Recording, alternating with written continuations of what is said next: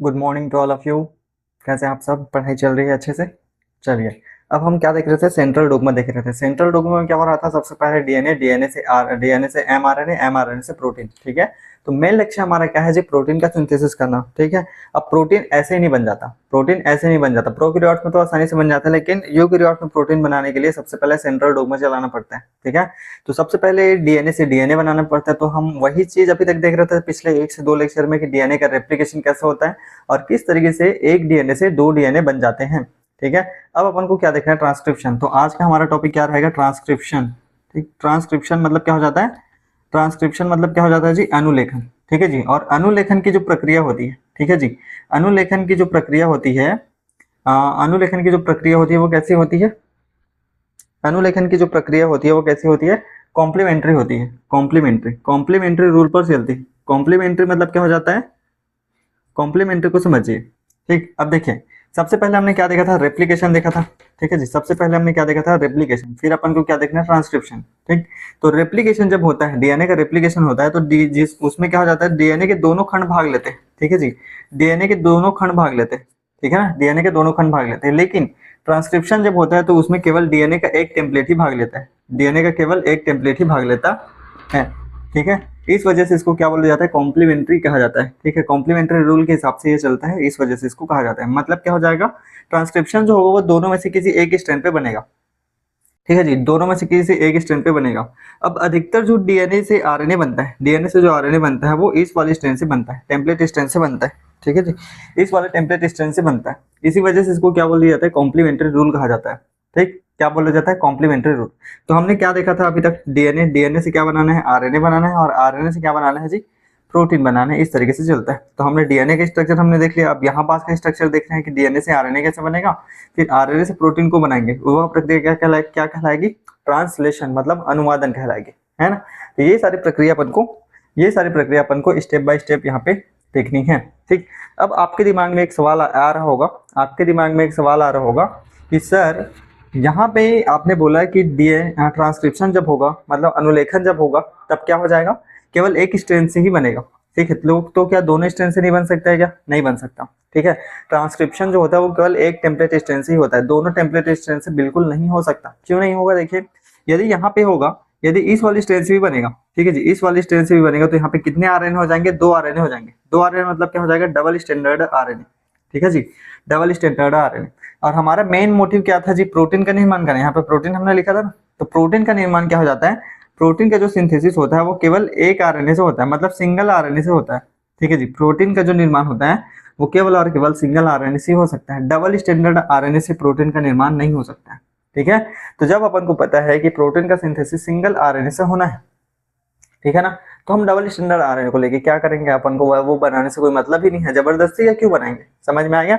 इस वजह से हमेशा याद रखेंगे, आरएनए जो होता है वो हमेशा अधिकतर मेनली सभी जीवों में सिंगल स्टैंडर्ड आरएनए ही देखने को मिलता है, क्योंकि इसी से ही प्रोटीन बनता है। ठीक है, इसी से क्या बन जाता है? प्रोटीन बन जाता है। तो ये बात आप लोग याद रखेंगे। ठीक है, और ट्रांसक्रिप्शन किस पे सिद्धांत पे कार्य करता है? कॉम्प्लीमेंट्री रूल पे कार्य करता है। ठीक है, तो ये बात अपन को याद रखना है। ठीक, और यदि ये प्रक्रिया भी होती है तो ये बहुत ज्यादा जटिल प्रक्रिया हो जाएगा, और जटिल प्रक्रिया अपन को नहीं चाहिए प्रोटीन के सिंथेसिस के लिए। ठीक है ना, तो इस वजह से प्रोटीन का जो सिंथेसिस होता है वो केवल एक ही डीएनए के स्ट्रैंड से होता है। ठीक है, एक ही डीएनए के स्ट्रैंड से होता है। अब यहाँ पे देखिए, यदि डीएनए के टेम्पलेट में ATGC है, ठीक है, तो यहाँ पे क्या हो जाएगा?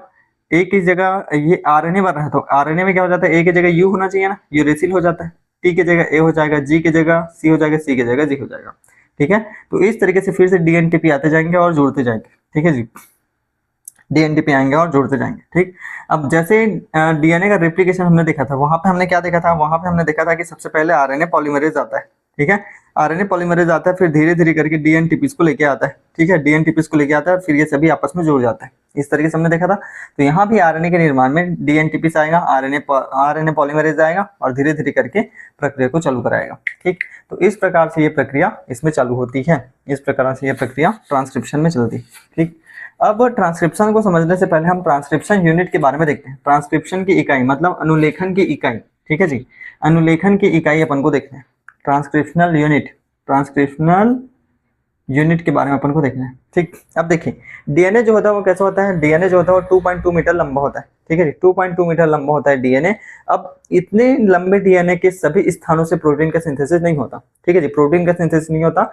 सेलेक्टेड चुनिंदा डीएनए के पार्ट से, चुनिंदा डीएनए के स्मॉल सेगमेंट से ही प्रोटीन का फॉर्मेशन होता है। ठीक है, और जिस स्थान से प्रोटीन का फॉर्मेशन होता है वही स्थान क्या कहलाता है, जीन कहलाता है। ठीक है जी, वही स्थान क्या कहलाता है, जीन कहलाता है। मतलब जीन क्या हुआ, gene is a smaller segment of DNA that can make protein।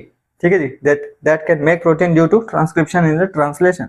ठीक है, उसी को क्या कहा जाता है, जीन कहा जाता है। ठीक, तो यहाँ पे देखिए हम एक डीएनए बना लेते हैं इस तरीके से, ये एक डीएनए। ठीक, अब हम देखते हैं कि यहाँ पास का एक जो डीएनए का एक छोटा सा सेगमेंट है ये क्रियाशील है। ये क्या है जी, क्रियाशील है, मतलब एक्टिव है। ये एक्टिव साइट है। ठीक, एक्टिव साइट है, और यही एक्टिव साइट क्या कहलाता है, जीन कहलाता है। ठीक, यही एक्टिव साइट क्या कहलाता है, जीन कहलाता है। अब ये जीन दो तरीके से हो सकते हैं। ठीक है जी, ये जीन जो है वो दो तरीके से हो सकते हैं। सबसे पहला स्ट्रक्चरल जीन। ठीक है, स्ट्रक्चरल जीन, और दूसरा हो जाता है रेगुलेटरी जीन। ठीक है, रेगुलेटरी जीन, रेगुलेटरी मतलब नियंत्रात्मक जीन। ठीक है जी, नियंत्रात्मक जीन। ठीक, और स्ट्रक्चरल मतलब स्ट्रक्चर मतलब क्या होता है, हिंदी में क्या बोलते हैं स्ट्रक्चर को, संरचनात्मक जीन। ठीक है जी, तो संरचनात्मक जीन, निर्माणात्मक जीन, और एक होता है कार्यात्मक जीन, उसको अभी नहीं लिखे। ठीक है, वो हम कब पढ़ेंगे, जब लैक ओपेरॉन पढ़ेंगे ना, बायोटेक्नोलॉजी में लैक ओपेरॉन पढ़ेंगे। ठीक है, या इसी में आगे पढ़ेंगे लैक ओपेरॉन, तब अपन को समझ में आएगा, जिसमें रेगुलेटर, प्रमोटर, ऑपरेटर, ये सारी चीजें अपन को देखने को मिलेगी।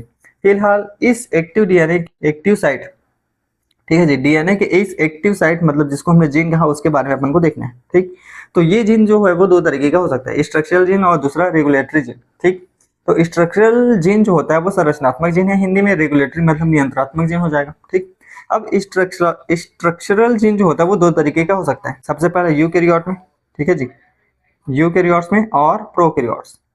ठीक है जी, यूकैरियोट्स और प्रोकैरियोट्स। ठीक, यूकैरियोट में जो जीन पाया जाता है, स्ट्रक्चरल जीन पाया जाता है, उसको स्प्लिट जीन कहा जाता है। ठीक है जी, स्प्लिट जीन कहा जाता है।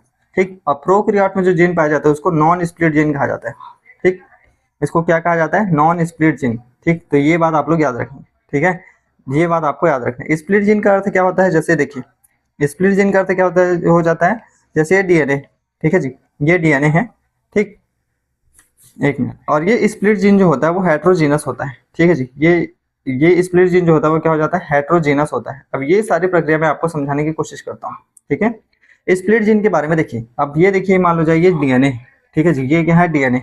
ठीक, ये डीएनए, अब इस डीएनए से क्या बन चुका है, एक एमआरएनए बन चुका है। ठीक है, ये एक एमआरएनए बन चुका है यहाँ पे।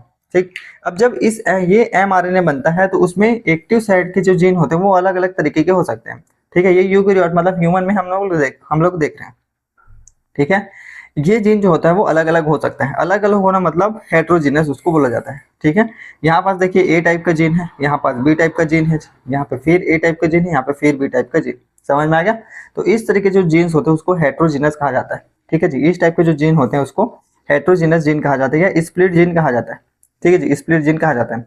अब बाद में इस हेट्रोजीनस जीन में जो जरूरी रहेगा उसको रखा जाएगा, जो जरूरी नहीं रहेगा उसको क्या कर दिया जाएगा, हटा दिया जाएगा। ठीक है, अब इसी जीन को, स्प्लिट जीन को मैं यहाँ पे बना के दिखाता हूँ। ठीक, ये है हमारा एमआरएनए का स्ट्रैंड। ठीक है, ये है हमारा एमआरएनए का स्ट्रैंड। ठीक, अब इसमें एक जगह होता है, ये इस तरीके से जगह होता है। ठीक, अब इस एमआरएनए के स्ट्रैंड में ये जो काला काला दिख रहा है, ठीक है जी, ये जो काला काला दिख रहा है इसको बोला जाता है एक्सॉन।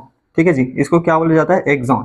ठीक, ये सारे के सारे क्या है, एक्सॉन। ये सारे के सारे क्या है जी, एक्सॉन। और ये वाला जो भाग दिख रहा है, ये जो खाली जगह दिख रहा है उसको बोला जाता है इंट्रॉन। ठीक है, ये खाली जगह जो दिख रहा है उसको क्या बोला जाता है, इंट्रॉन। ठीक, अब यहाँ याद रखेंगे, ये जो इंट्रॉन होता है, ठीक है जी, ये जो इंट्रॉन होता है ये प्रोटीन का सिंथेसिस नहीं कर सकता। ठीक है जी, ये क्या नहीं कर सकता, प्रोटीन का सिंथेसिस नहीं कर सकता। जबकि ये जो एक्सॉन दिख रहा है ये प्रोटीन का सिंथेसिस कर सकता है। ठीक है जी, प्रोटीन का सिंथेसिस कर सकता है। तो अपन को इंट्रॉन की कोई जरूरत नहीं है, आगे चल के अपन को इंट्रॉन की कोई जरूरत नहीं। ठीक है, तो इसी को क्या कर दिया जाएगा, स्प्लाइस कर दिया जाएगा। स्प्लाइस करना मतलब काट देना। ठीक है, विभिन्न प्रकार के रेस्ट्रिक्शन एंडोन्यूक्लियोटाइड एंजाइम की सहायता से इसको क्या कर दिया जाएगा, काट दिया जाएगा। ठीक है, तो इसी को स्प्लाइस कहा जाता है, स्प्लाइस करना। ठीक है, इसी वजह से इसको स्प्लाइड जीन कहा गया है। ठीक है जी, इसी वजह से इसको क्या कहा गया है, स्प्लाइड जीन कहा गया है, क्योंकि ये किसमें हो रही है, यूकैरियोट में हो रही है। अब समझ में आया इतना लंबा प्रोसेस क्यों? ठीक, अब क्या किया जाएगा, इस इंट्रॉन को बाहर निकाल दिया जाएगा, तो अपन को इस तरीके से एमआरएनए प्राप्त हो जाएगा, जिसमें सभी जगह क्या हो जाएंगे, एक्सॉन एक्सॉन ही होंगे। ठीक है जी, सभी जगह क्या हो जाएंगे, एक्सॉन एक्सॉन ही होंगे। इस तरीके से हमारा एमआरएनए जो है वो तैयार हो जाएगा। ठीक है, इस तरीके से हमारा mRNA जो है वो तैयार हो जाएगा। ठीक, ये अभी ट्रांसक्रिप्शन का बेसिक है। ये क्या है जी, ट्रांसक्रिप्शन का बेसिक है। उसको समझने के लिए ये सारी चीजें जानना बहुत ज्यादा जरूरी है।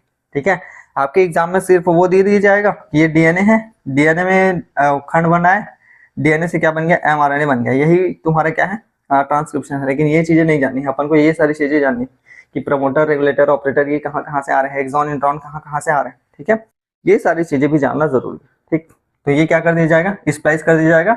स्प्लाइस करने के बाद सभी एक्सॉन को एकत्रित कर दिया जाएगा और ये रुक जाएगा। ठीक है, यहाँ से बहुत सारे प्रकार के क्वेश्चन पूछे जा सकते हैं। ठीक है, पहला क्वेश्चन वही है कि जीन कहाँ एक्सेस होता है, डीएनए का एक्टिव साइट है जीन कहलाता है। जीन दो तरीके के हो सकते हैं, स्ट्रक्चरल जीन और रेगुलेटरी जीन। ठीक है, किसके लिए, ट्रांसक्रिप्शन यूनिट के लिए। ठीक है, तो स्ट्रक्चरल जीन यूकैरियोट और प्रोकैरियोट में अलग अलग होता है। ये पूछ दिया जाएगा नॉन स्प्लाइटिंग जीन किस में पाए जाते हैं या किस प्रकार के जीवों का लक्षण है, प्रोकैरियोट्स का लक्षण है। ठीक है, स्प्लाइटिंग जीन किस प्रकार के जीवों का लक्षण है, यूकैरियोटिक जीवों का लक्षण है। ठीक है, हेट्रोजीनस जीन किस कहाँ पाए जाते हैं, यूकैरियोट में पाए जाते हैं।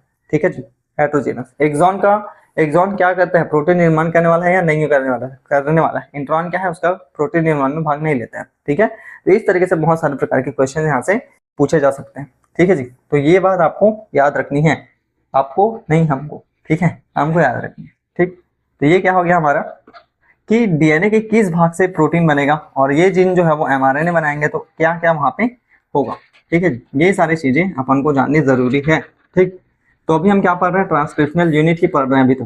ठीक है जी, ट्रांसक्रिप्शनल यूनिट ही पढ़ रहे हैं। ठीक, अब हम ट्रांसक्रिप्शनल यूनिट का स्ट्रक्चर पढ़ते हैं। ठीक है जी, ट्रांसक्रिप्शनल यूनिट का क्या पढ़ते हैं, स्ट्रक्चर पढ़ते हैं। ठीक, चलिए अब यहाँ पे देखिए ट्रांसक्रिप्शनल यूनिट का स्ट्रक्चर इस तरीके से होता है। ठीक है, ये हम बड़ा वाला डीएनए बना रहे हैं, ये बड़ा वाला डीएनए क्या है, ये बड़ा वाला डीएनए। ठीक है, अब बड़ा वाला डीएनए तो हमेशा मैं बताता हूँ कि डीएनए के प्रत्येक भाग को क्या कहा जाता है, टेम्पलेट स्ट्रैंड कहा जाता है।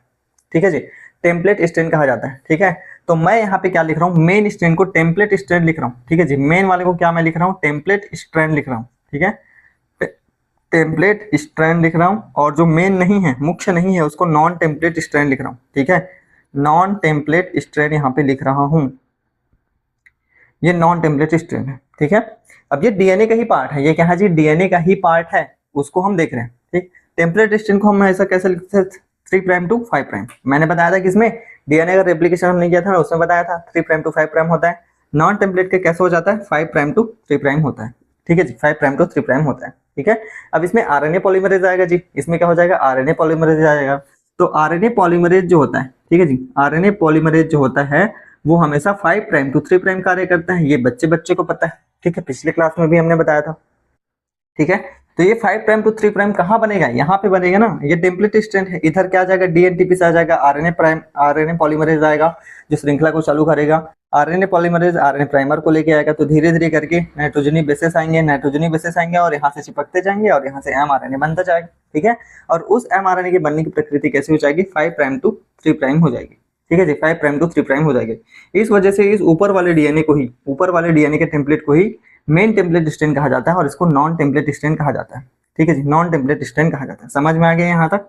ठीक, और ये कैसे होता है, 5 प्राइम टू 3 प्राइम होता है। और कौन सा एंजाइम आता है, आरएनए पॉलीमरेज एंजाइम आता है। ठीक है, इसमें इस प्रक्रिया में किसी भी प्रकार के और एंजाइम की आवश्यकता नहीं है। ठीक है, सिंगल सेल बाइंडिंग प्रोटीन ये नहीं चाहिए अपन को। ठीक है, और टोपो आइसोमरेज ये हमने पढ़ा था, लाइगेज, ये सारा कुछ नहीं चाहिए, बस आरएनए पॉलीमरेज एंजाइम ही चाहिए रहता है एक, और कुछ नहीं चाहिए। ठीक, ठीक है, तो सबसे पहले हमने देख लिया टेम्पलेट स्ट्रैंड और नॉन टेम्पलेट स्ट्रैंड। ठीक है, अब ट्रांसक्रिप्शनल यूनिट में 2 प्रकार के जीन्स अपन को देखने को मिलते हैं। ठीक है जी, 2 प्रकार के नहीं 3 प्रकार के जीन्स अपन को देखने को मिलते हैं। ठीक, चलिए ये पहला जो साइट होता है, ठीक है, पहला जो साइट होता है ये प्रमोटर जीन होता है। कौन सा जीन होता है, प्रमोटर। कौन सा हो जाता है जी, प्रमोटर जीन। ठीक है, प्रमोटर जीन। और लास्ट वाला जो जीन होता है ये टर्मिनेटर जीन होता है। कौन सा जीन होता है, टर्मिनेटर। कहाँ पे लिखे, यहीं पे लिख देते हैं। ये क्या हो जाता है, टर्मिनेटर जीन होता है, टर्मिनेटर जीन। ठीक है, और यहाँ से यहाँ तक का जो भाग होता है, ये स्ट्रक्चरल जीन होता है। ये वही स्ट्रक्चरल जीन है जिसको तुमने अभी जीन के टाइप में आपने देखा था। ठीक है जी, स्प्लिटिंग जीन वाले टाइप में आपने देखा था ना, स्ट्रक्चरल जीन, और दूसरा था रेगुलेटरी जीन। इसी के बारे में हमने देखा। फिर स्प्लिट होता है, नॉन स्प्लिट होता है। ठीक है, नॉन स्प्लिट होता है। फिर मैंने बताया प्रोकैरियोट में क्या हो जाता है, न्यूक्लियस ऐसे बिखरे हुए रहते हैं। तो यहाँ पे अपन को कोई ताम झाम करने की जरूरत नहीं, वो डायरेक्ट क्या बना लेता है, प्रोटीन बना लेता है, एमआरएनए बना लेते हैं, जिसमें कोई इंट्रॉन एक्सॉन कुछ नहीं होता। ठीक है, तो ये प्रोकैरियोट का लक्षण होता है, क्योंकि छोटा जीव है, नान चिखे वो, नान चिखे तो कैसे कर डर ही, ज्यादा समय नहीं चाहिए, आराम से हो जाइए, ठीक है ना, थोड़ा तेजी मार दिया है, ठीक। तो इस तरीके से प्रोकैरियोट में डायरेक्ट बन जाता है, ठीक। अब अभी हम देख रहे हैं यूकैरियोट्स का देख रहे हैं, यूकैरियोट्स में क्या देख रहे हैं, ट्रांसक्रिप्शन, ठीक। तो सबसे पहला प्रमोटर जीन और दूसरा टर्मिनेटर जीन, ठीक है। तो क्या लिखा हुआ जी, प्रमोटर, नाम में ही लिखा है प्रमोटर, ठीक है। तो प्रमोटर का अर्थ क्या होता है, प्रमोट करना, किसको प्रमोट करना, ट्रांसक्रिप्शन को प्रमोट करना, ठीक है जी, ट्रांसक्रिप्शन को प्रमोट करना ही क्या कहलाता है, प्रमोटर जीन कहलाता है। फिर आगे यहाँ पे टर्मिनेटर जीन, कहाँ लिखे हमने, टर्मिनेटर जीन, टर्मिनेट कर देना, ठीक है, आपने सुना होगा इसको, टर्मिनेट करो, यहाँ से बाहर निकालो, ठीक है।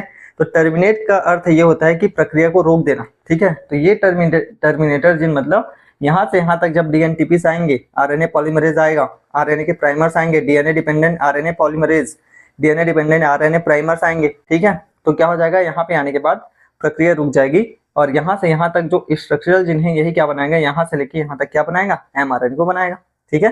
तो ये तीनों चीजें आपको याद रहनी चाहिए, ठीक है, promoter gene, template, promoter gene, terminator gene और स्ट्रक्चरल जीन, ठीक है। इसी स्ट्रक्चरल जीन के द्वारा ही क्या बनाया जाता है, स्ट्रक्चरल जीन के नाइट्रोजनी बेसिस के कोड के द्वारा ही क्या बनाया जाता है, एमआरएनए बनाया जाता है। समझ में आ गया, प्रमोटर प्रमोट करता है, टर्मिनेटर क्या कर देता है, प्रक्रिया को रोक देता है, ठीक है, इतना बात अपन को पता है, ठीक। चलिए अब यहाँ पे देखिए, अब हम मान लेते हैं स्ट्रक्चरल जीन के टेम्पलेट स्ट्रेन का, मुख्य टेम्पलेट स्ट्रेन, ठीक है जी, मुख्य टेम्पलेट स्ट्रेन में हम देखते हैं कि नाइट्रोजनी बेसिस कौन कौन से, ठीक है। तो मैं यहाँ लिख लेता हूँ A double T double G C फिर डबल G फिर A, इस तरीके से मैं कर लेता हूँ, ठीक है जी, इस तरीके से मैं कर लेता हूँ। A को नहीं लिखते हैं, C को लिख देते हैं, ठीक है, इस तरीके से मैंने लिख दिया।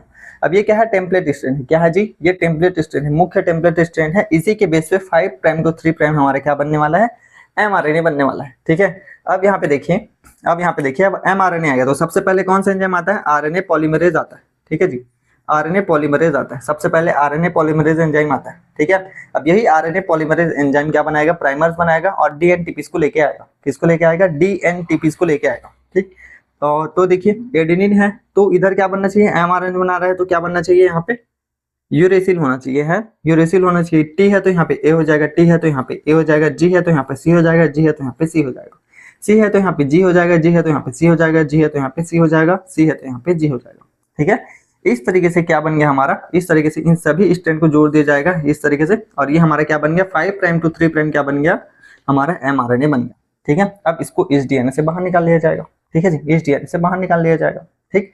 तो ये मेन टेम्पलेट स्ट्रेन के द्वारा ही बनाया गया है, ठीक है जी, मेन टेम्पलेट स्ट्रेन के द्वारा ही इसको बनाया गया है, ठीक। अब यहाँ पे देखिए मेन टेम्पलेट स्ट्रेन की दिशा कैसी है, 3 प्राइम टू 5 प्राइम है, ठीक है ना, 3 प्राइम टू 5 प्राइम है, ठीक है। और नॉन टेम्पलेट की दिशा 5 प्राइम टू 3 प्राइम है, ठीक है जी, नॉन टेम्पलेट की दिशा कैसी है, 5 प्राइम टू 3 प्राइम है, ठीक। अब यहाँ पे देखिए यदि टेम्पलेट स्ट्रेन का कोड कैसा है, A double T double G C double G C इस तरीके से है, तो नॉन टेम्पलेट का कैसा होना चाहिए, क्योंकि ये डीएनए है, तो डीएनए तो A की जगह क्या लगेगा जी, T लगेगा ना, A की जगह T लगता है क्योंकि डीएनए थायमिन लगता है, थायमिन की जगह A लगेगा तो A, G है तो C, G है तो C, C है तो G, G है तो C, G है तो C और C है तो G, इस तरीके से लगेगा, समझ में आएगा, इस तरीके से, क्योंकि ये डीएनए का ही पार्ट है, इस वजह से इसमें थायमिन रहेगा, ठीक है जी, इसमें थायमिन रहेगा, ठीक। अब यहाँ पे देखिए, अब मेन बात यहाँ पे देखिए, ठीक है, मेन बात यहाँ पे देखिए, इस वाले टेम्पलेट स्ट्रेन में यहाँ पे T है, ठीक है जी, और इस एमआरएनए में क्या है, U है, बाकी सारे के सारे यहाँ से यहाँ तक जो है और यहाँ से यहाँ तक जो है वो दोनों सेम है, ठीक है जी, दोनों सेम है, केवल किसको छोड़ के, टी को छोड़ के। इस वजह से नॉन टेम्पलेट स्ट्रेन को, ठीक है जी, इस वजह से नॉन टेम्पलेट स्ट्रेन को क्या बोला जाता है, कोडिंग स्ट्रेन कहा जाता है, कोडिंग स्ट्रेन, ठीक है जी, कोडिंग स्ट्रेन किसको कहा जाता है, नॉन टेम्पलेट स्ट्रेन को कोडिंग स्ट्रेन कहा जाता है, याद रखेंगे, क्योंकि इसमें केवल थायमिन ही चेंज रहता है, उसके जगह यूरेसिल रहता है, बाकी सारे के सारे सेम टू सेम रहते हैं, ठीक है। तो मतलब ये दोनों कोड सेम है ना, केवल थायमिन को छोड़ के, तो हम आसानी से बता सकते हैं कि यदि ये थायमिन है तो एमआरएनए का कोड कैसे हो सकता है, मतलब इस नॉन टेम्पलेट वाले स्ट्रेन से हम एमआरएनए का कोड पता कर सकते हैं, इस वजह से इसको कोडिंग स्ट्रेन कहा गया, ठीक है, इस वजह से इसको कोडिंग स्ट्रेन कहा गया। हम यहाँ नहीं देखेंगे टी है तो ए है, टी है तो है, जी है तो सी है, नहीं, बिल्कुल क्या देखेंगे, नीचे वाला देखेंगे, फटाक से एमआरएनए बना दें, कोई दिक्कत नहीं, समझ में आ गया, इस वजह से इसको कोडिंग स्ट्रेन कहा जाता है, ठीक है। या इसके अलावा इसको सेंस स्ट्रेन कहा जाता है, इसको क्या कहा जाता है, सेंस स्ट्रेन कहा जाता है, ठीक है, नीचे वाले को, ठीक है। जबकि ऊपर वाले को देखिए, अब ये कोड कर रहा है तो ये कोडिंग हो गया, नहीं कर रहा है तो नॉन कोडिंग हो जाएगा जी। नॉन कोडिंग यहाँ पे लिख देते हैं, ये नॉन कोडिंग स्ट्रैंड हो जाएगा, ठीक है, नॉन कोडिंग। और ये सेंस लेगा तो क्या नॉनसेंस हो जाएगा क्या? बिल्कुल, ठीक है, एंटी सेंस बोला जाता है, ठीक है, एंटी सेंस कोडिंग बोला जाता है, ठीक, anti sense strand, anti sense strand इसको बोला जाता है। तो ये दोनों बातें आपको याद रखनी है, एकदम एक एक नंबर वाले क्वेश्चन है, मैं बता रहा हूँ, एक एक नंबर वाले क्वेश्चन है, नीट लेवल के क्वेश्चन है भाई, ठीक। तो ये सारी बातें आपको पता रहनी चाहिए, ठीक है। तो इस तरीके से ट्रांसक्रिप्शनल यूनिट का स्ट्रक्चर होता है। क्या होता है जी? ट्रांसक्रिप्शनल यूनिट का स्ट्रक्चर होता है, ठीक। अब एक और क्वेश्चन पूछा जाता है कि प्रमोटर जीन कहाँ पे है, डीएनए में प्रमोटर जीन कहाँ पे है, और ये क्या लिखा है, टर्मिनेटर जीन कहाँ पे, हम कैसे पता लगाएंगे, ठीक है जी। तो इसका आंसर ये होता है, इसका आंसर ये होता है कि नॉन टेम्पलेट स्ट्रेन की दिशा को देख के हम बता सकते हैं कि प्रमोटर जीन कहाँ पे रहेगा और टर्मिनेटर जीन कहाँ पे रहेगा, ठीक है। ये बात याद रखेंगे, ये बात आपको याद रखनी है, ठीक। ये बात आपको याद रखनी है कि आपसे कोई पूछ दिया कि डीएनए के स्ट्रैंड में प्रमोटर जीन कहाँ पे है और कौन सा जीन, टर्मिनेटर जीन कहाँ पे है, आप कैसे पता करेंगे, ठीक है। तो आप बोलेंगे सर प्रमोटर जीन और टर्मिनेटर जीन को जानने के लिए अपन को नॉन टेम्पलेट स्ट्रैंड के बारे में जानना जरूरी है, ठीक है, क्योंकि नॉन टेम्पलेट स्ट्रैंड हमेशा 5 प्राइम टू 3 प्राइम चालू होता है, ठीक है। तो इस वजह से 5 प्राइम एंड पे, 5 प्राइम एंड है ना ये, 5 प्राइम एंड पे क्या रहेगा, प्रमोटर जीन रहेगा, पीजी रहेगा, ठीक है जी। और 3 प्राइम एंड पे क्या रहेगा, टर्मिनेटर जीन रहेगा, ठीक है, टर्मिनेटर जीन याद रहे। ये बात आप लोग याद रखेंगे, कथन कारण वाले क्वेश्चन में भी दिया जा सकता है, ठीक है, कथन कारण वाले क्वेश्चन में भी दिया जा सकता है। तो ये बात आपको याद रखनी है, ठीक है। और ये क्वेश्चन मैं आपको दे रहा हूँ, ठीक है, ये क्वेश्चन मैं आपको दे रहा हूँ जब कभी भी आपको आपके टीचर्स के द्वारा ये पढ़ाया जाएगा, ठीक है, तो बिल्कुल से बिल्कुल आपको ये सवाल आपके टीचर से करने हैं कि सर हम कैसे जानेंगे कि प्रमोटर जीन इधर है कि इधर है, इधर है कि इधर है, कहाँ से अपन को डीएनए दे दिया गया बताओ, ठीक है। तो कैसे जानेंगे, इस वाले टेम्पलेट से जानेंगे, 5 प्राइम टू 3 प्राइम होता है, समझ में आ गया। तो ये बात आपको याद रखनी है, आपको नहीं हमको, ठीक है, ये बात हमको याद रखनी है, ठीक है जी। ये बात क्या करनी है, अपन को याद रखनी है, ठीक है। चलिए अब यहाँ तक हमने देख लिया, यहाँ तक हमने देख लिया। अब अपन को ट्रांसक्रिप्शन को स्टार्ट करना है, ठीक है। इसको मिटा रहा हूँ भाई, चित्र वित्र बना लेना, ठीक है। चलिए, या स्क्रीनशॉट लेके भी रख सकते हो।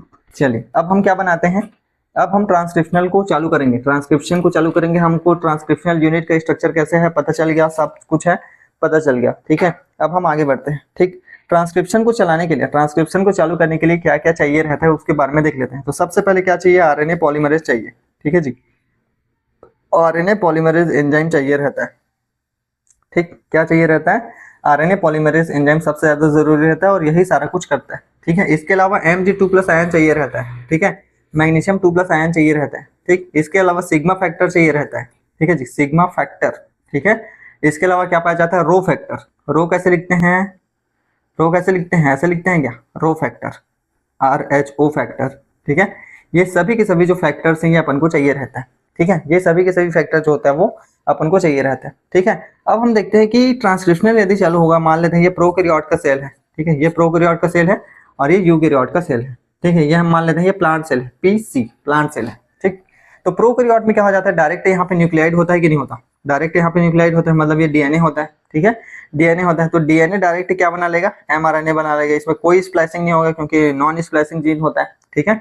और ये इस mRNA से डायरेक्ट क्या बना लिया जाएगा, प्रोटीन बना लिया जाएगा, ठीक है जी, डायरेक्ट क्या बना लिया जाएगा, प्रोटीन बना लिया जाएगा। इस वजह से इसको कपलिंग कहते हैं। क्या कहते हैं जी, कपलिंग। कपलिंग मतलब साथ साथ सभी प्रक्रियाएं एक ही जगह पे हो जाती है, मतलब किसमें, साइटोप्लाज्म में, ठीक है। इस वजह से इसको कपलिंग कहा जाता है, ठीक है।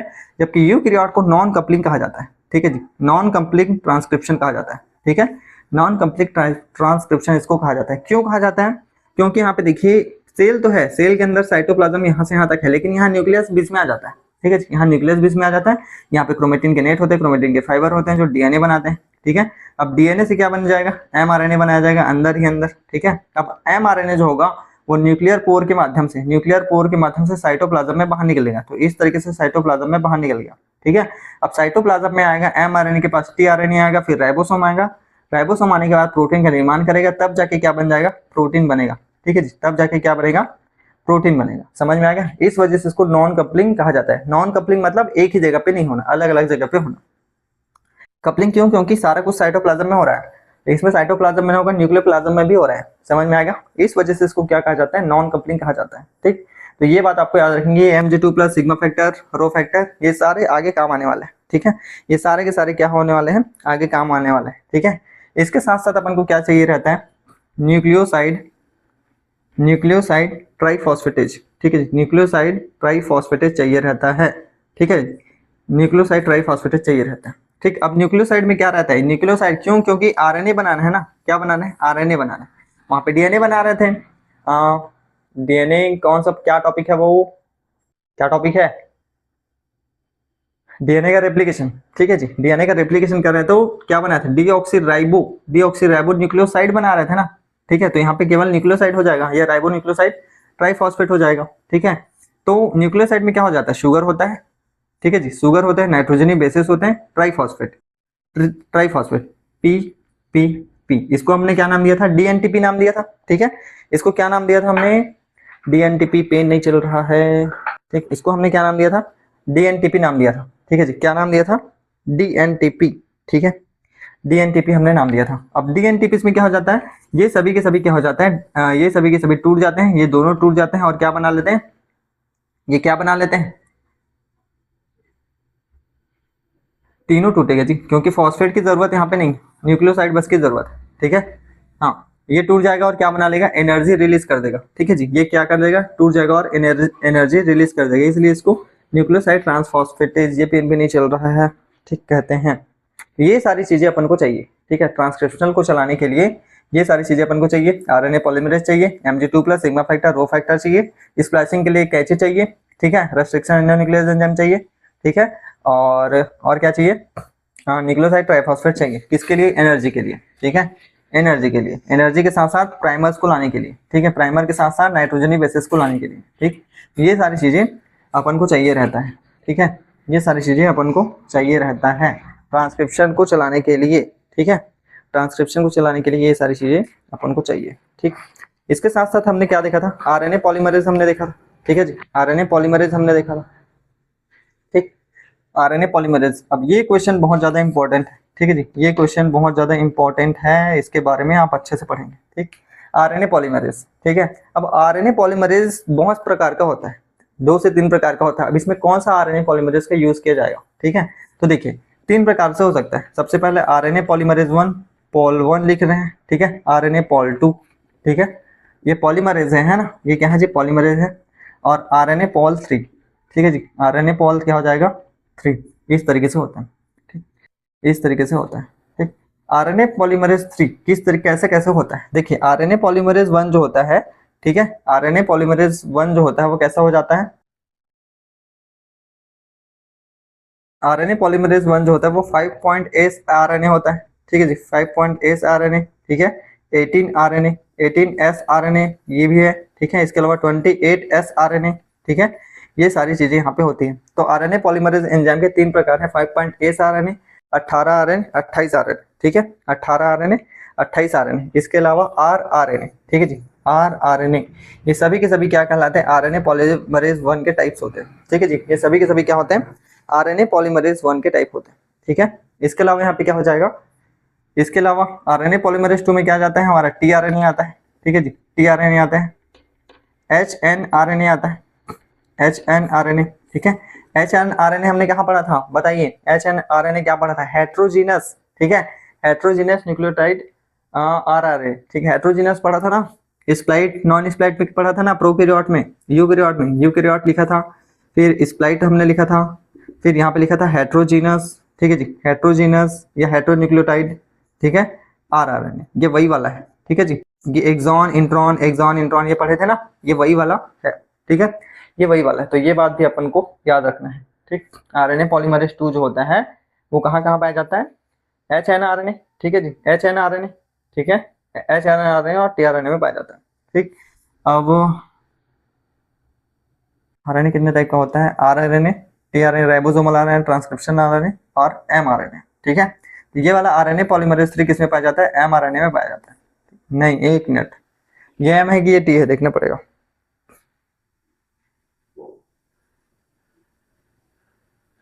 ठीक, ये एमआरएनए है जी, और इसमें टीआरएनए यहाँ पे पाया जाता है, ठीक है। अब इसके अलावा आरएनए पॉलीमरेज 3 के क्या हो जाएगा, एसएनआरएनए, ठीक है जी, S N R N A, ठीक। इसके अलावा और क्या है, एक मिनट,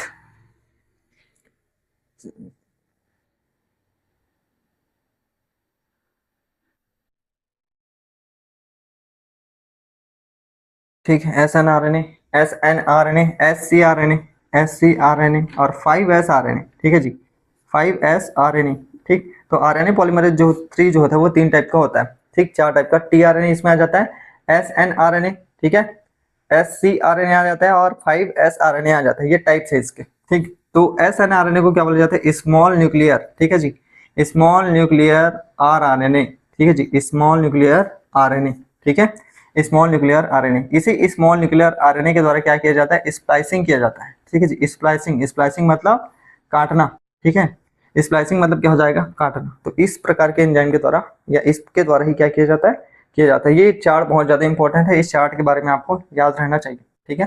तो इसको देख लेना थोड़ा सा, ठीक। कैसे याद करें, 5.8 है, 8 याद रखो, 1 2 याद रखो, बस हो गया, ठीक। तो याद हो जाएगा। M R N A, H N R, heterogeneous nuclear RNA, ठीक है, S N R N A, ठीक, स्मॉल सेल्ड आरएनए और 5 एस आरएनए, ये इसके क्या है जी, टाइप्स हैं, ठीक। ये इसके क्या है, टाइप्स हैं, ठीक। चलिए इसके बाद हो जाएगा, अब आता है हमारा मेन टॉपिक ट्रांसक्रिप्शन, ठीक है जी। मेन टॉपिक क्या आ जाएगा, ट्रांसक्रिप्शन, ठीक। चलिए अब अपन को क्या पढ़ना है, ट्रांसक्रिप्शन पढ़ना है,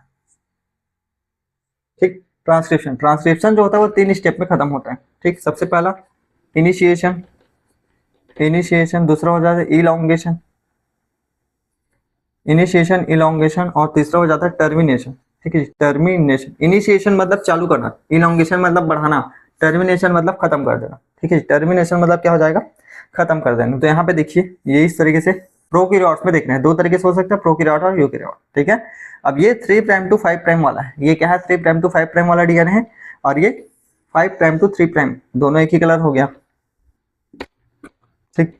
ये 5 प्राइम टू 3 प्राइम वाला है, 5 प्राइम टू 3 प्राइम वाला है, इसको हम ऐसे बना लेते हैं, ये 5 टू 3 हो गया और ये 3 टू 5 हो गया, ठीक है, 3 टू 5 हो गया, ठीक। अब इसमें सबसे पहले क्या आ जाता है, आरएनए पॉलीमरेज 1 एंजाइम आ जाता है, ठीक है। आरएनए पॉलीमरेज बहुत सारा देखें, कुछ भी ला लेते हैं, ठीक। आरएनए पॉलीमरेज एंजाइम यहाँ पे ला लेते हैं, ठीक है, आरएनए पॉलीमरेज 1, आरएनए पॉलीमरेज 1 यहाँ पे ला लेते हैं, ठीक। आरएनए पॉलीमरेज 1 एंजाइम आता है तो उसके साथ क्या लेता है, अल्फा फैक्टर लेता है, ठीक है, सिग्मा फैक्टर यहाँ पे लेता है, क्या लेता है, सिग्मा फैक्टर और Mg2+ आयन, ठीक है, ये दोनों को लेता है। मतलब ये आरएनए पॉलीमरेज एंजाइम जो होगा वो कौन सा फैक्टर वाला होगा, सिग्मा फैक्टर वाला होगा, ठीक है। समझ में आया, अब ये फैक्टर कहाँ काम आ रहे हैं, यहाँ काम आ रहे हैं, ठीक, सिग्मा फैक्टर। तो आरएनए पॉलीमरेज एंजाइम के साथ जब मैग्नीशियम 2+ आयन और सिग्मा फैक्टर जुड़ जाते हैं, ठीक, दिमाग में याद रखना, एकदम लिख लो, रट लो, कुछ भी कर लो, ठीक है।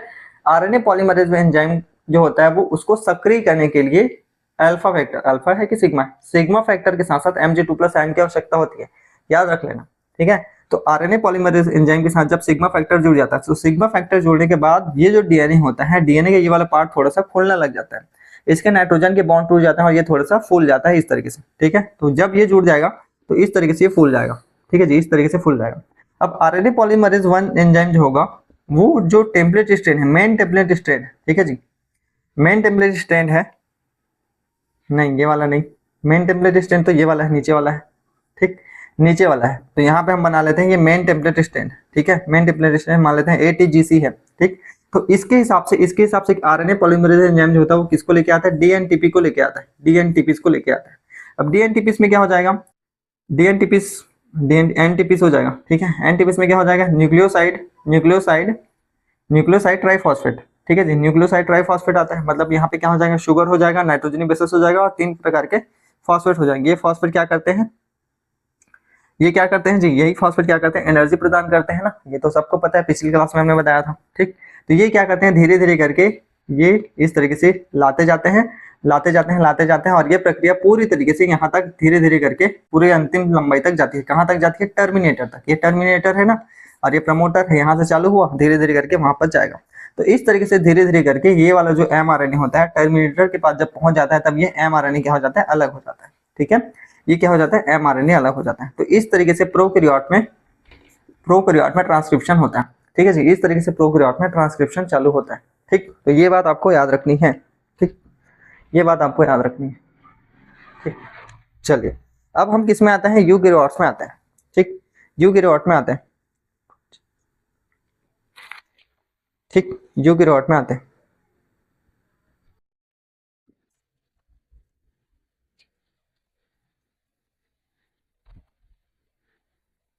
ठीक है, हम किस में आएंगे, यूकैरियोट्स में आएंगे। ठीक, यूकैरियोट में आएंगे। तो सबसे पहले देखिए हम डीएनए का टेम्पलेट डिस्टेंस बना लेते हैं इस तरीके से। ये डीएनए का टेम्पलेट डिस्टेंस है, ये 3 to 5 है जी, 3 to 5 है, ये 5 to 3। ठीक है, अब इसके हिसाब से यहाँ पे क्या आ जाएगा, इसके बेसिस के हिसाब से ATGCCG AT। ठीक, ए नहीं रखते हैं यार, थायमिन की जगह यूरेसिल आ जाएगा ना, AC कर देते हैं। ठीक, इसके बेस पे आरएनए पॉलीमरेज एंजाइम आएगा, अल्फा फैक्टर आएगा। अल्फा फैक्टर आने के बाद धीरे धीरे डीएनटीपी इसको लेके आएगा और धीरे धीरे डीएनटीपी क्या करेगा, नाइट्रोजनी बेसिस के साथ साथ आते जाएगा और क्या बना लेगा, यू।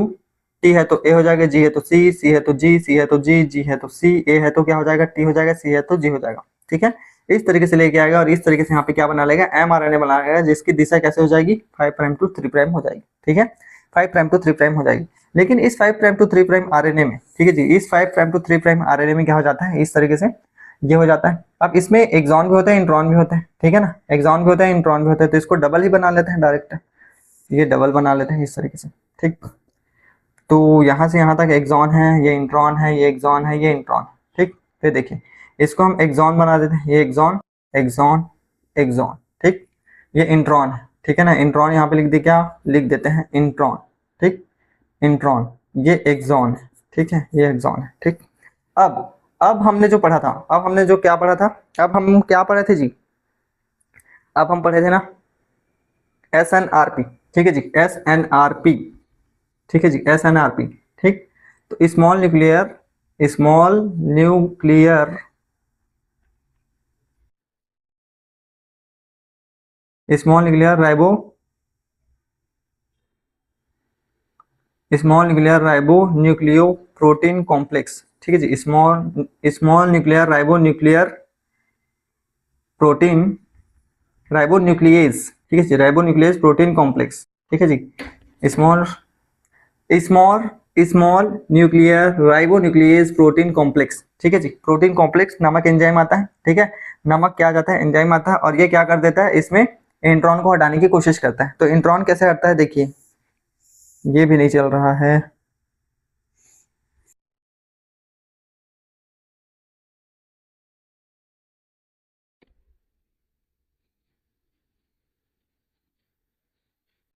ये सारे के सारे एक्सॉन है, ये सारे के सारे क्या है, एक्सॉन, ये सारे के सारे क्या है, एक्सॉन। ठीक है, अब ये SNRP जो होता है, ठीक है, ये SNRP जो होता है वो क्या करता है, इस तरीके से लूप बना देता है। किसका लूप बना देता है, इंट्रॉन को लूप बना देता है, ये इंट्रॉन को लूप बना देता है। ठीक है, और यही SNRP क्या करेगा, इस लूप को क्या कर देता है, स्प्लाइस कर देता है, इस लूप को क्या कर देता है, स्प्लाइस कर देता है। स्प्लाइस करने के बाद लाइगेज एंजाइम के द्वारा, ठीक है जी, लाइगेज एंजाइम के द्वारा जितने भी एक्सॉन होते हैं, ठीक है जी, जितने भी एक्सॉन होते हैं, इस तरीके से, ये भी नहीं चल रहा है।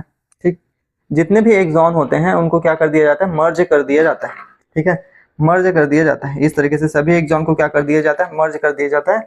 और मर्ज करने के बाद हमारा mRNA जो होता है वो क्या हो जाता है, तैयार हो जाता है। ठीक है जी, तो इस तरीके से ट्रांसक्रिप्शन जो होता है वो यूकैरियोट्स में होता है। ठीक, इस तरीके से ट्रांसक्रिप्शन जो होता है वो किस में चालू हो जाता है, यूकैरियोट में हो जाता है। ठीक, अब ये SNRP क्या हो जाता है, ये SNRP, इसमें स्मॉल न्यूक्लियर प्रोटीन पाया जाएगा तो SNP पाया जाएगा, इसके साथ साथ प्रोटीन भी यहाँ पे पाया जाता है। ठीक है, तो ये दो चीजें इसमें पाई जाती है। ठीक, तो ये बात आपको याद रखनी है। ठीक है, इसके अलावा एक लास्ट टॉपिक ट्रांसक्रिप्शन से रिलेटेड, तो यहाँ पे आपका ट्रांसक्रिप्शन जो होता है वो खत्म होता है। ठीक है जी, यहाँ पे आपका ट्रांसक्रिप्शन जो होता है वो खत्म होता है। ठीक है, अब चूंकि ये यूकैरियोट में हो रहा है, किस में हो रहा है जी, यूकैरियोट में हो रहा है। ठीक है, यूकैरियोट में हो रहा है, यूकैरियोट में यदि ये हो रहा है तो क्या होना चाहिए, तो ठीक, यदि ये यूकैरियोट में हो रहा है तो इस तरीके से देखिए, ये हो गया सेल, सेल के अंदर न्यूक्लियस। ठीक है, अब न्यूक्लियस में क्या बनेगा, हमारा डीएनए होता है, तो डीएनए से क्या बन जाएगा, mRNA बन जाएगा। अब इस mRNA को कहाँ भेजना है, साइटोप्लाज्म में भेजना है। ठीक है, साइटोप्लाज्म में भेजना है। इसका ये अर्थ है कि आप अपने घर से स्कूल जा रहे हैं, ठीक है, घर से स्कूल जा रहे हैं तो कुछ ना कुछ सामान लेके जाते हैं, तैयारी करके जाते हैं, बैग पकड़ के जाते हैं, बॉटल टिफिन ये सारा कुछ पकड़ के जाते हैं। सेम वही यहाँ भी हो रहा है। ठीक है, अब इस mRNA को सुरक्षित घर से कहाँ तक जाना है, स्कूल तक जाना है, ठीक है, घर से साइटोप्लाज्म तक जाना है। तो साइटोप्लाज्म तक जाने के लिए वहां पे सुरक्षा होनी जरूरी है। बहुत सारे प्रकार के न्यूक्लियस एंजाइम पाए जाते हैं साइटोप्लाज्म में, बहुत सारे एंजाइम हैं, तो एमआरएनए की सुरक्षा करनी पड़ती है, ठीक है जी, एमआरएनए की सुरक्षा करनी पड़ती है। इस तरीके से एमआरएनए, ठीक है, एमआरएनए 5 प्राइम टू 3 प्राइम है, ठीक है, एमआरएनए की सुरक्षा करनी पड़ती है। तो इसकी सुरक्षा के लिए क्या लगा दिया जाता है, कैप और टेल लगा दिया जाता है, ठीक है जी, कैप, इधर कैप 5 प्राइम में, ठीक है, और 3 प्राइम में क्या लगा दिया जाता है, टेल लगा दिया जाता है, ठीक है। तो इसको पॉली ए कैप कहा जाता है, ठीक है जी, इसको